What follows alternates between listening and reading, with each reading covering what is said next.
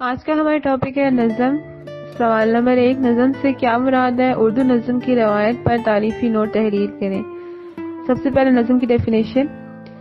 نظم کے لغوی معنی موتیوں کو ایک لڑی میں پروین کے ہیں۔ ادب کی اصطلاح میں کسی مفہوم یا خیال کو لفظوں میں کسی خاص ترتیب کے ساتھ تدریجاً ظاہر کرنے کے لیے مختلف چھوٹی چھوٹی کتاروں میں اس طرح ادا کرنا کہ اس میں روانی، ترنم اور تسلسل قائم رہے نظم کہلاتا ہے۔ لفظوں کی ان کتاروں کو مصرع اور 2 مصروں کو شعر کہتے ہیں۔ غزل میں یہ پابندی ہوتی ہے کہ ایک مضمون یا خیال ایک شعر میں ادا کیا جائے۔ نظم میں ایک خیال کو ادا کرنے کے لیے تکرار سے کام لینا پڑتا ہے۔ اردو نظم کی روایت۔ دوسری اصناف سخن کی طرح نظم کا آغاز بھی دکن سے ہوا۔ قطب شاہی دور میں موضوعی نظمیں لکھی گئیں۔ اردو نظم کا اصل بانی ولی محمد نذیر اکبر آبادی ہے۔ ان کے موضوعات میں تنوع، وسعت اور مقامیت ہے۔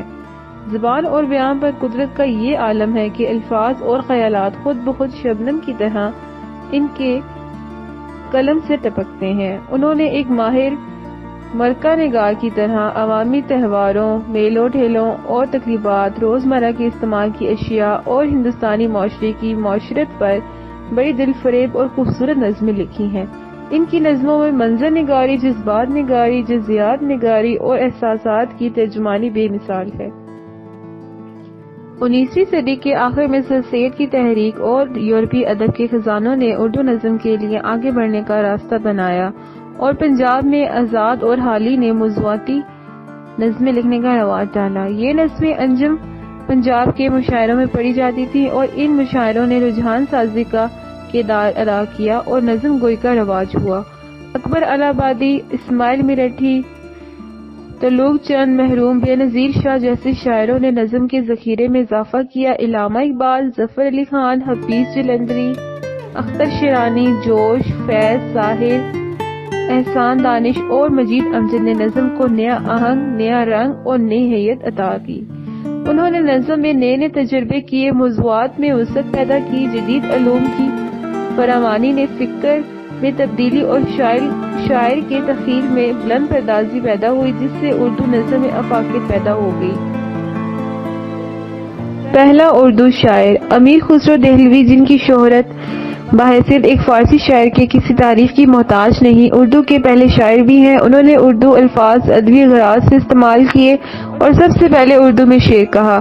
سب سے پہلی غزل اردو بھی امیر خسرو ہی کی طرف منسوب ہے، مگر اس کی ترتیب اس طرح سے ہے کہ اس کا ایک مصرع فارسی اور ایک اردو کا ہے اور بہر فارسی کی ہے۔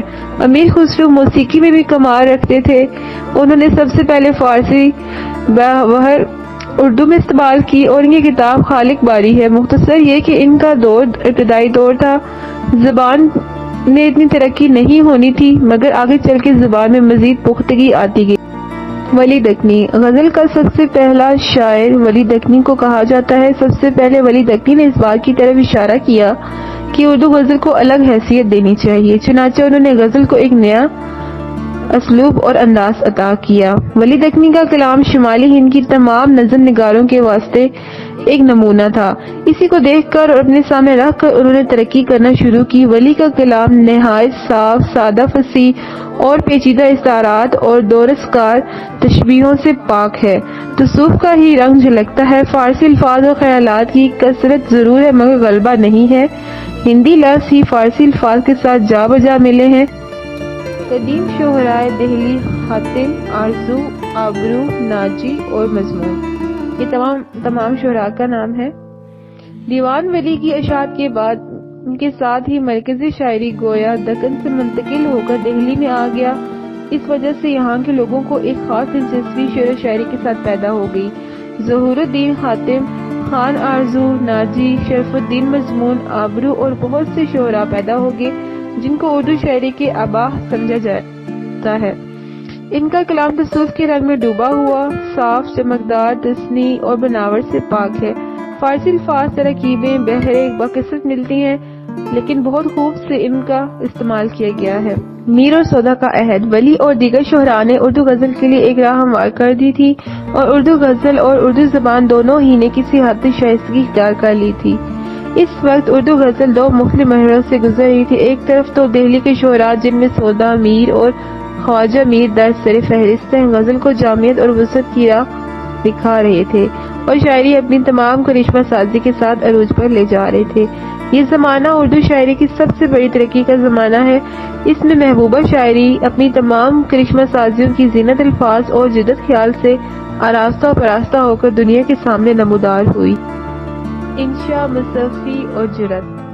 انشا، مصفی اور جرأت، حسرت، ناسک، بقا، میر حسن اور فراق مشہور زمانہ شعراء جنہوں نے پرانی ترکیب ہندی الفاظ کی جگہ نئی ترکیب اور عربی الفاظ کو کلام میں شامل کرنے کی روایت کو شروع کیا۔ اس عہد میں ایک اور ترقی یہ بھی ہوئی کہ پرانے مضروب جو میر و سودا کے زمانے میں باقی رہ گئے تھے نکال دیے گئے اور ان کی جگہ جدید لفظ و ترکیبیں داخل کی گئی۔ ہندی اور فارسی میں محاورے اور ترکیبیں باہم ملا دی گئیں۔ طرز عبارت میں کوئی فرق نہ ہوا، مضامین میں بھی کوئی خاص جدت نہیں ہوئی، لیکن معاملہ بندی میں اضافہ ہوتا گیا۔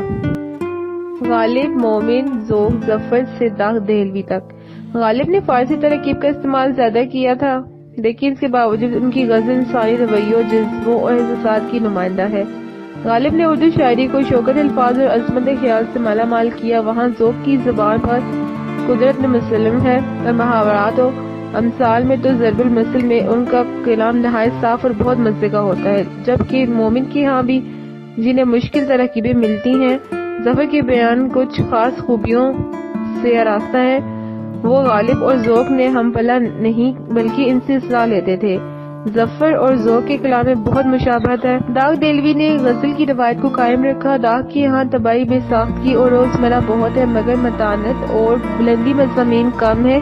داغ فن و غرض کے استاد بھی مارے جاتے ہیں۔ انہوں نے ہر جگہ صحت الفاظ کا بہت خیال رکھا اور قدمہ کی پیروی ہی کی اور اقدار و روایات کو بہت خوبصورتی سے اپنے کلام میں نمایاں کیا اور برتا۔